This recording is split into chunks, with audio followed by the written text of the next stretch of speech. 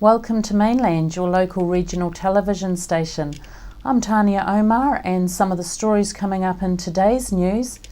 Chairman of Salisbury School speaks out. Bullying, a culture that needs addressing. Refugee Week and more. Unbelievably short-sighted is Salisbury School Board's response to the Minister of Education, Hekia Parata's announcement that she will be talking with the Salisbury Board over the school's future, indicating it could close in January. I spoke with Salisbury School Chairman John Kane to get his response to this announcement.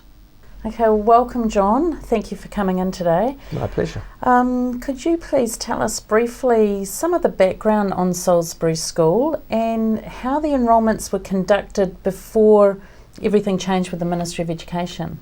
Well, with the setting up of the intensive wraparound service, the Ministry took stronger control over the enrolment process about 4 years ago. Prior to that, the school had typically a roll of 70-80 students, girls. Then, with the intensive wraparound service coming into play, the emphasis became more on not using the residential schools, but keeping students in their local communities for their special needs education, which for a great majority of students works very well, but not for all. Unfortunately, the intensive wraparound service, which is part of the head office of the ministry, have sort of taken it, in our view, much too far by closing off the residential option. Why do you think the enrolments that the Minister of Education is saying, the enrolment levels are too low, why do you think they've fallen to historically low levels? Well, it is because of the intensive wraparound service essentially closing off the enrolments. To get into a place like Salisbury, students have to first become accepted into the intensive wraparound service. Now that's a major issue because typically people will apply for a couple of years, several times. They've got to be very persistent and they've got to be very system savvy. So we've seen quite a change in the sort of kids who get through. They are kids who get through because they've got very well-resourced parents. There's been a huge drop-off, for example, in the number of Māori students getting through. Salisbury used to have 50% of its students Māori. Now we have none. And why is this? Well, I think it's because the difficulties in getting through the IWS gatekeeping processes are too daunting. The most recent parents families that have managed to get their student or their kid into IWS have been highly accomplished professionals or management people who just have have fewer difficulties in confronting these incredibly obstructive systems. It's interesting when we were out asking locals about the possible closure of Salisbury School, the indication is the local people love the school and have, it's very much a part of their community, and we've got 100% feedback that they don't want the school closed. So what are your thoughts on the government listening to the local community? Well, good luck, local community.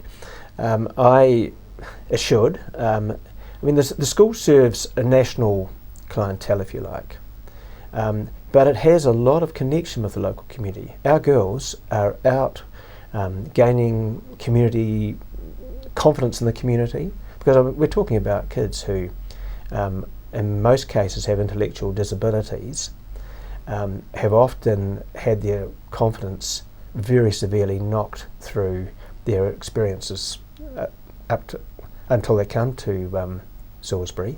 And so a major part of the exercise is to build up their confidence and to give them opportunities to develop in and out of the school.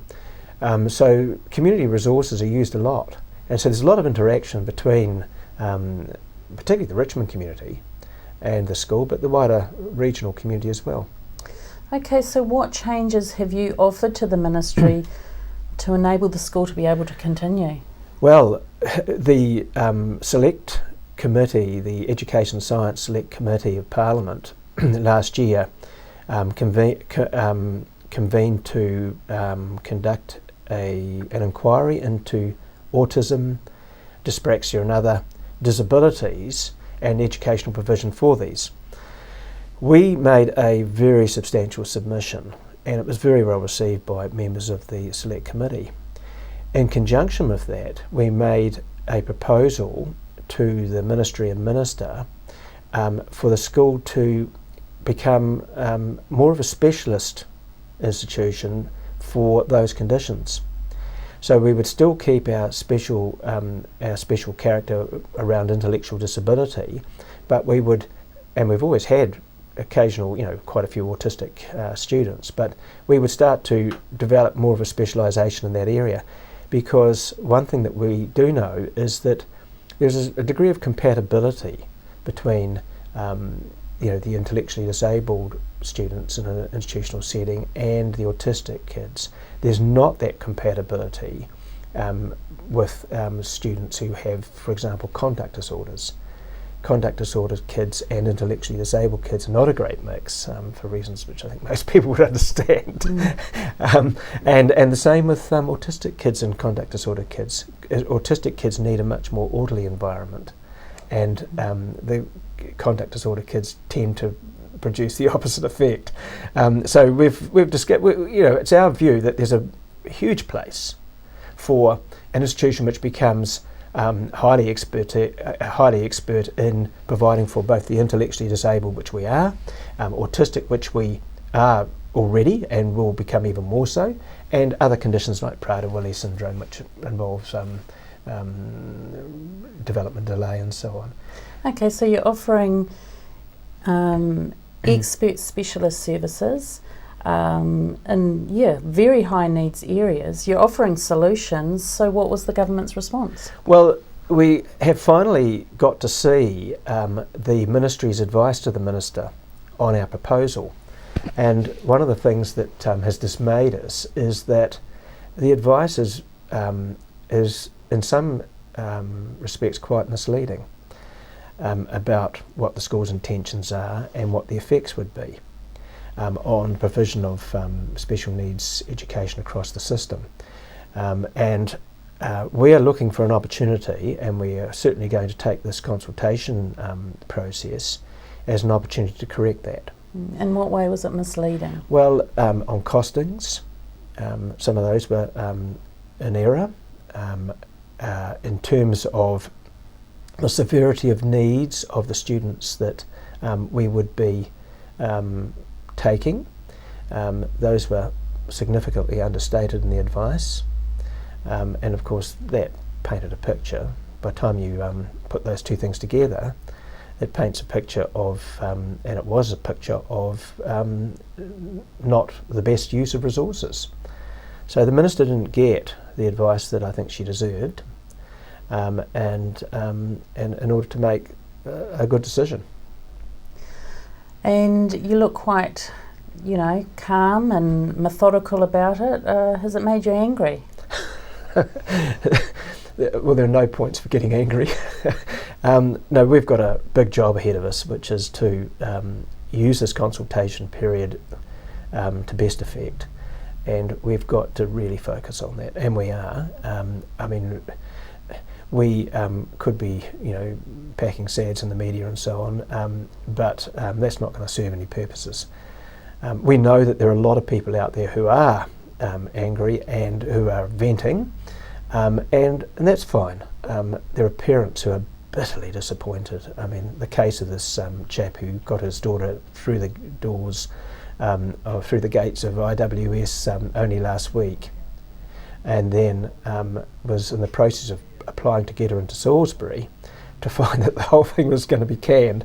And having spent 2 years and 5 applications in a massive amount of work. You can imagine how he feels. And he's not alone. So there's plenty of anger out there, and it needs to be focused. But our role is to really make our submissions as telling as they can be. Well, thank you, John, and good luck. Thank you very much. Te Kauwhata College up north is under scrutiny around some serious bullying allegations, wherein the principal, Deborah Honeck, described one incident as a game gone too far. We asked local woman Fiona Bryan, who is the New Zealand Executive Director of Kid Power, Teen Power, Full Power Trust, her response to the handling of this and whether Nelson schools experience any bullying. Well, Fiona, the principal of Te Kauwhata College alleged one incident of bullying was a game that got out of hand. The victim's parents deny this. What are your thoughts on how the principal has handled this? Well, I think, first of all, I'm not sure what anti-bullying policy that the school has in place, but first of all, the school needs to have a policy in place that all the teachers are aware of and that adhere to and follow, really. And I think that type of policy also needs to involve not only the teachers, but the kids, the parents, the whānau and the community as well, so everyone's on the same page. And I think, for her to say that it was a game that got out of control, I mean, it doesn't matter if it's a game, if it's a note, conversation, or, social media. At any point, if someone feels that they don't want to participate in that, then that needs to be okay. And I think that it's more about the culture, from the sounds of it, of the school and the kids needing to understand that type of behaviour is not okay. And it's also about creating a culture where the other kids advocate, because I'm not sure if that was a game that was played in complete isolation where no one else could see. I mean, my questions would be where were the supervising teachers, but also, there must have been other kids around. So is this a school environment that's empowering other children to stand up for something that's not right? Well, how should an adult who is overseeing an organisation like a school that's caring for children, how should they handle such incidents?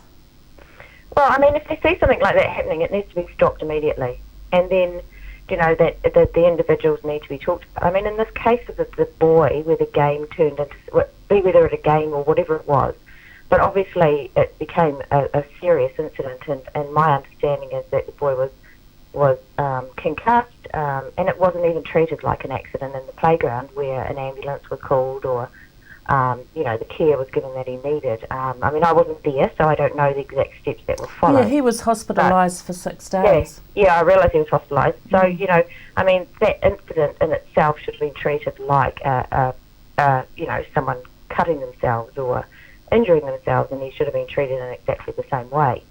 I think, it comes down to, the culture of the school and the teachers or the people that are in charge being aware of that type of behaviour going on and making sure that they can see what's happening. And everyone involved needs to know that it's not okay. Bullying in any form is not okay. And one of the things that Kid Power, Teen Power, Full Power does is that a lot of the workshops we run, we work with both the perpetrators and the victims, and we do it through role plays and focusing on what people can do. So we don't teach through a scare sort of situation. It's focusing on what people can do as the perpetrators, as the victim, and as the other kids that are observing or advocating for others. So yes. Teachers, it's a difficult one, and I think they need professional development so that they know how to handle these different types of situations. Well, even in the media, even how it came across as the victim, it was all just, I'd felt there wasn't support for the victim in the media. To me, it would seem they need professional development on dealing with these matters. I think it inflamed the situation. This is a personal opinion. So what are your thoughts around, responding in the media to something like this? Well, the media can obviously blow it out of proportion. Obviously, they don't get both sides of the story. And I think what we need to understand is whether it's a game or not, any form of bullying is not okay. Is there any incidents of bullying, to your knowledge, in Nelson schools? Oh, absolutely. Absolutely. It's everywhere. And I think the fact that there's social media is making it worse. And what it enables the bullies to do is to spread that information very widely and very quickly. I mean, bullying's been around for a long time, but if you look at it sort of 20, 30 years ago, it was probably a sort of a verbal thing and a fisticuff in the playground, whereas these days now it's nasty. It's particularly with girls in the social media, you know, they spread the rumours or whatever it is. And I mean, Te Kawara College there isn't alone. I mean, we do a lot of work with schools in Auckland, and we do a lot of work with schools here in Nelson as well. At the moment, I mean, and bullying aside, we're doing a sexual violence prevention program called Make the Date, which is funded through ACC. And whilst that's about sexual violence, it's also about being able to set a boundary, and, you know, that making everyone aware that, you know, if someone is playing a game or something like that and they change their mind, that's okay, and we all need to respect that person for that. And okay, so there's obviously some issue there with the school and those kids in that. The rain the Nelson region is experiencing is not unusual by historic standards, says Kieran Doolan of the Met Service. Even though we started out quite dry at the beginning of the month, the flip-flop between wet and dry is expected to continue over the next couple of weeks. When asked if we are expecting a rainy winter, Mr Doolan said it was too tough to give a broad forecast to cover the length of winter, but on the Met Service website, under their local rural tab, they do try and give a full month outlook. So Mainland suggests you don't put away your umbrellas just yet when you see the sunshine forecast for tomorrow. Today marks the end of World Refugee Week. Nelson is one of 5 settlement areas, so to mark the end of World Refugee Week, we want to bring you a feel-good story. Talented 17-year-old Labu Pan is a rising star in regional football, recently being picked along with 3 other college young guns for the Tasman United's National League squad. Labu's family story is inspiring, as he is a Kayan Kiwi who was born in a refugee camp in Thailand and came to New Zealand, settling in Nelson as a young boy. The Kayan people are an ethnic minority in Myanmar and come from the Kayah state in the east of Myanmar. Labu is currently captain of the Nelson College, and we want to leave you with a video clip of Labu's bicycle goal during the Jill Heath Memorial Cup game against Mainland College on Tuesday, where they won 13-0. Just 2 days after arriving from Australia, a group of men planned a brazen abduction from a Motueka address. The victim? A giant purple gorilla fastened to the roof of the gym on Motueka's High Street. The owner of the gym, Jessica Nelipovic, said that she thought that there was likely alcohol involved and that the CCTV footage of the heist showed the 2 men climbing onto the roof to access the puffy purple primate. Nelipovic said the men came well equipped for their monkey business, with a ladder and tools to remove the gorilla, but they obviously underestimated its weight, so they threw the once great ape from the roof of the gym and fled the scene.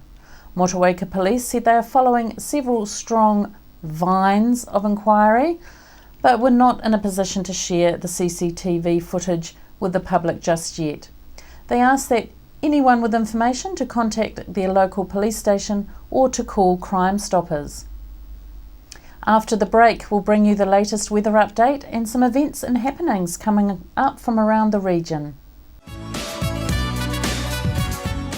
We're the team at JCar, right here in Nelson, 120 Hardy Street. Our shop is full of electronic items, including security alarm systems, electronic components, solar and power, electronics, toys,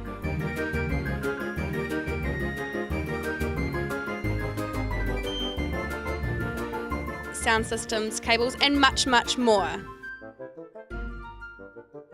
JCar. 120 Hardy Street, Nelson. Why would you want to pay as much as $1,000 for a single bed mattress when you can buy a high quality locally made mattress like this for as little as $220? And a queen size mattress could cost you in excess of $3,000, but at Nelson Beds you could have a mattress like this as low as $425. So why would you go out and spend a fortune on your child's bedroom when you can come to Nelson Beds and buy a complete single mattress and base set, a 7-drawer Scotch chest, a headboard and a 3-drawer bedside cabinet for as little as $979? So call and discuss our custom manufacturing options and local after sales service at Nelson Beds, Nelson's only bedding manufacturer. Hi there, Julian Toon, Waimea Telecommunications. We install and maintain domestic and commercial satellite TV, UHF Freeview and Mainland TV installations in the Nelson, Tasman regions. We specialise in Panasonic telephone systems and provide communications, Wi-Fi, IT and wiring for internet, fibre, computers and DSL systems. At Waimea Telecommunications, we also provide specialist electronic systems for features such as a security camera you can watch on your TV, visitor alert systems and much more. Improve your security and communication and entertainment today. Call us on Waimea Telecommunications on 021 472297. ytel.co.nz. Are you tired of endless reality shows? Would you prefer to watch captivating documentaries? They have swallowed cars. Exciting movies. Go ahead, load up and shoot. Music for the soul. And if you think I'd ate your fish and chips, I did, you're mistaken. Programming from around the world. Places to visit.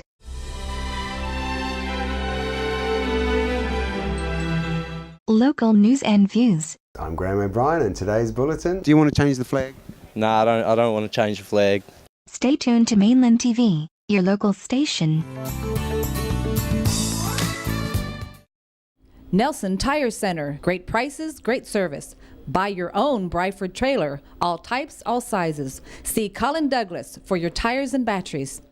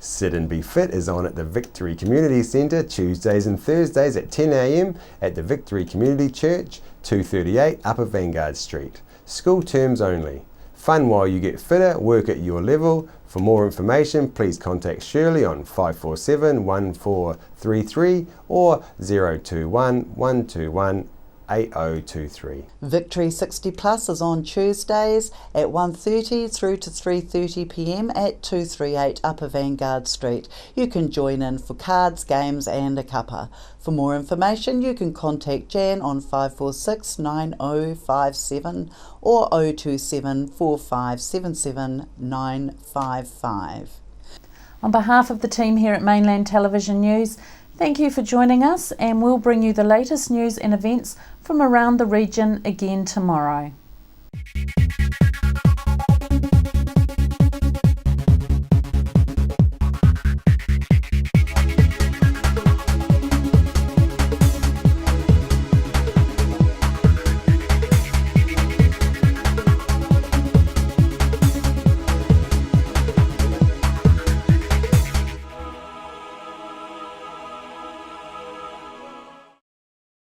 Supporting local content so you can see more of New Zealand on air. Hi there, Julian Toon, Waimea Telecommunications. We install and maintain domestic and commercial satellite TV, UHF Freeview and Mainland TV installations in the Nelson, Tasman regions.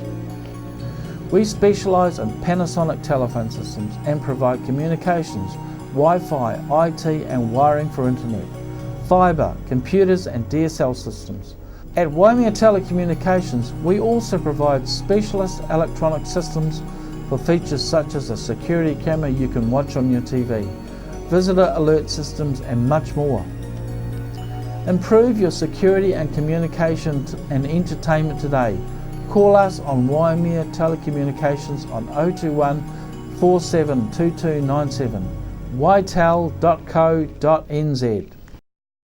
Are you looking for a scooter, walker, wheelchair, baby seats or pushchairs? Then come in and see the Nelson Region Specialist at Mobility for You, 269 Queen Street, Richmond, opposite the library. We have a huge selection of scooters, walkers, wheelchairs and accessories, along with a free booklet guide. We also provide a breakdown service if you ever get a puncture or a flat battery.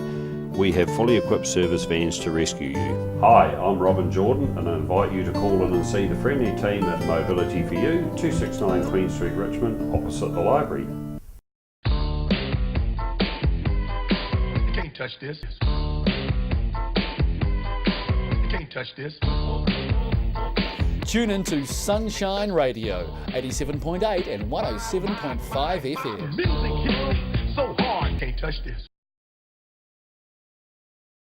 Why would you want to pay as much as $1,000 for a single bed mattress when you can buy a high quality locally made mattress like this for as little as $220? And a queen size mattress could cost you in excess of $3,000, but at Nelson Beds you could have a mattress like this as low as $425. So why would you go out and spend a fortune on your child's bedroom when you can come to Nelson Beds and buy a complete single mattress and base set, a 7-drawer Scotch chest, a headboard and a 3-drawer bedside cabinet for as little as $979? So call and discuss our custom manufacturing options and local after sales service at Nelson Beds, Nelson's only bedding manufacturer. Are you tired of endless reality shows? Would you prefer to watch captivating documentaries, They have swallowed cars.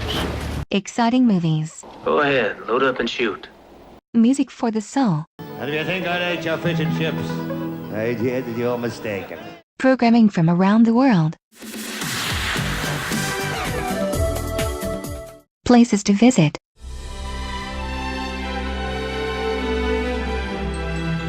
local news and views, I'm Graham O'Brien and today's bulletin. Do you want to change the flag? Nah, I don't want to change the flag. Stay tuned to Mainland TV, your local station. World War I was a defining period in our history, impacting greatly on the lives of people from the Nelson province. Memories of the First World War is an exhibition which will be displayed in a number of regional venues and is currently on at the Nelson Provincial Museum.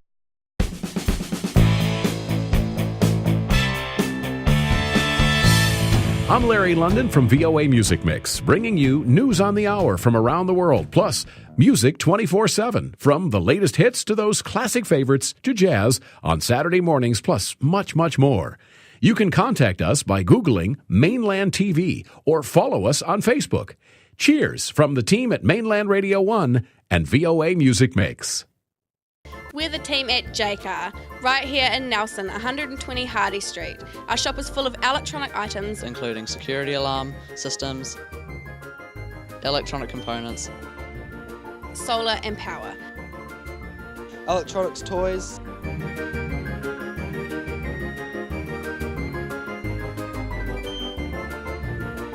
sound systems, cables, and much, much more. JCar. 120 Hardy Street, Nelson. Hi there, Julian Toon, Waimea Telecommunications. We install and maintain domestic and commercial satellite TV, UHF Freeview and Mainland TV installations in the Nelson, Tasman regions. We specialise in Panasonic telephone systems and provide communications, Wi-Fi, IT and wiring for internet, fibre, computers and DSL systems.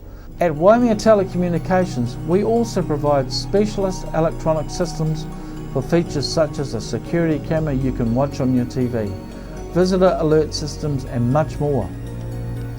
Improve your security and communication and entertainment today. Call us on Waimea Telecommunications on 021 472297. ytel.co.nz.